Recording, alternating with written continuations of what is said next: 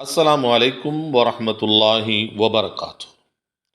قال الإمام مالك رحمه الله عن هؤلاء الذين يسبون الصحابة. நபித்தோழர்களை வசைபாடுகின்ற குறை கூறுகின்றவர்களை பற்றி இமாம் மாலிக் ரஹ்மஹுல்லா அவர்கள் கூறினார்கள், இன்னமா ஹாஉலாயி அக்வாமுன், இவ்வாறு சஹாபாக்களை குறை சொல்லுகின்ற இந்த கூட்டங்கள் அராதுல் கத்ஹஃபின் நபியு ஸல்லல்லாஹு அலைஹி வஸல்லம், உண்மையிலேயே அவர்கள் நபிகள் நாயகம் ஸல்லல்லாஹு அலைஹி வஸல்லம் அவர்களைத்தான் குறை சொல்வதற்கு நாடுகிறார்கள். ஃபலம் யும்கினுஹும் தாலிக், ஆனால் அது அவர்களுக்கு இயலாமல் போனதினால் ஃபகதஹுஸ் ஸஹாபத, நபி தோழர்களை அவர்கள் குறை சொல்லிக் கொண்டிருக்கிறார்கள்.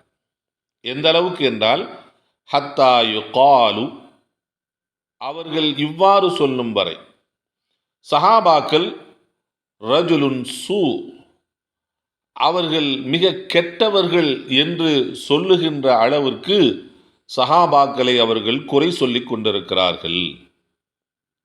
ஆனால் ஒரு உண்மை என்னவென்றால், வலவுகான ரஜுலன் சாலிஹன், ஒரு மனிதன் நல்லவனாக இருந்தால் லகான அஸ்ஹாபுஹு சாலிஹின், அவரது தோழர்களும் நல்லவர்களாகவே ஆகிவிடுவார்கள்.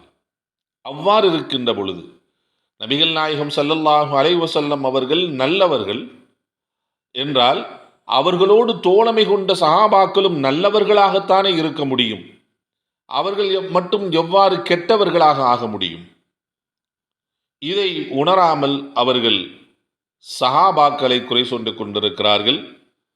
சஹாபாக்களை குறை சொல்ல வேண்டும் என்பது அவர்களது நோக்கமல்ல, நபியை குறை சொல்ல வேண்டும் என்பதுதான் அவர்களது நோக்கமாக இருக்கிறது.